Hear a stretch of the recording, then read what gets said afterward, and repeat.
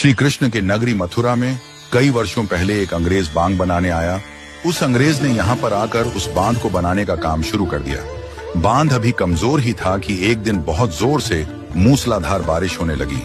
वह बरसात इतनी तेज थी कि उसे देखकर वह भयभीत हो गया। उसे लगने लगा कि कहीं यह बांध बारिश के पानी के वेग से टूट न जाए। बांध का निरीक्षण करने के लिए उसने उसी बारिश में बांध पर जाने का फैसला किया। मार्ग में उसने कुछ मजदूरों को एक छोटे से छप्पर में बैठे हुए देखा। वे सभी मजदूर एक छोटी सी मूर्ति के पास बैठकर भजन गा रहे थे। वह अंग्रेज उनके पास गया और उनसे पूछने लगा कि आप लोग क्या कर रहे हैं। उन मजदूरों ने बताया कि यह हमारे भगवान श्री कृष्ण और श्री राधा जी हैं। हम इनसे प्रार्थना करते हैं और ये हमारी प्रार्थना सुनकर हमारे सभी दुख दूर कर देते हैं। अंग्रेज ने उन मजदूरों से पूछा, क्या ये मेरा भी दुख दूर कर सकते हैं? मजदूर बोले, ये सभी का दुख दूर करते हैं। उस अंग्रेज ने उन मजदूरों से कहा, आप सब लोग मेरी तरफ से इनसे प्रार्थना कीजिए कि यह बांध टूटे नहीं। अगर इस बारिश में यह बांध टूट गया तो मैं जी नहीं पाऊंगा। वे मजदूर बोले, हम भी प्रार्थना करते हैं और आप भी प्रार्थना कीजिए।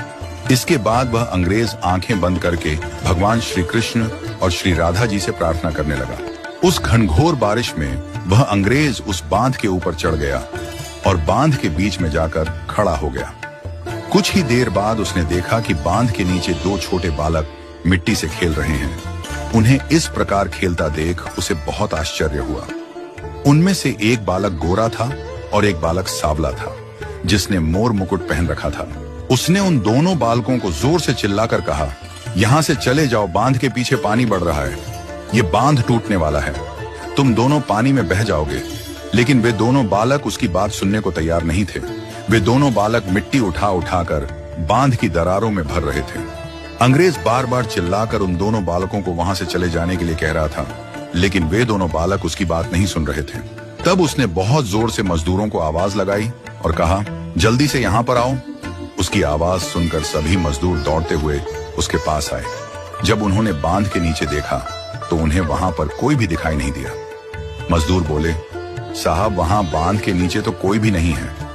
उसने उनसे कहा कि क्या तुम्हें वहां नीचे दो बालक मिट्टी से खेलते हुए दिखाई नहीं दे रहे? मजदूर बोले, नहीं साहब।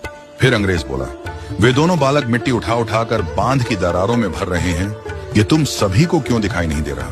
मजदूरों को समझते देर नहीं लगी।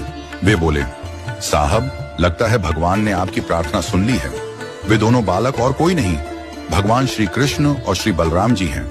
यदि वे इस बांध की दरारों में मिट्टी भर रहे हैं तो निश्चिंत हो जाइए, अब इस बांध को कुछ नहीं होगा। भगवान श्री कृष्ण ने आपकी प्रार्थना सुन ली है, तभी तो आपको उनके दर्शन हो रहे हैं। उसे उन मजदूरों की बातों पर बिल्कुल भी विश्वास नहीं हो रहा था। कुछ देर बाद उसने देखा कि जहां वे दोनों बालक खेल रहे थे वहां पर अचानक एक बहुत तेज प्रकाश हुआ और वे दोनों बालक गायब हो गए। ये चमत्कार देख वह बेहोश हो गया। उसके बेहोश होते ही वे सभी मजदूर अंग्रेज को उठाकर उसके बंगले पर ले आए। जब उसे होश आया तब तक सुबह हो चुकी थी।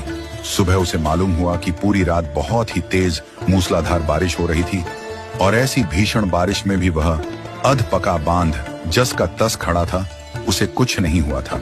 इस घटना के बाद वह विचार करने लगा कि स्वयं भगवान श्री कृष्ण ने मेरी प्रार्थना सुनी और मेरे बांध की रक्षा करने आए।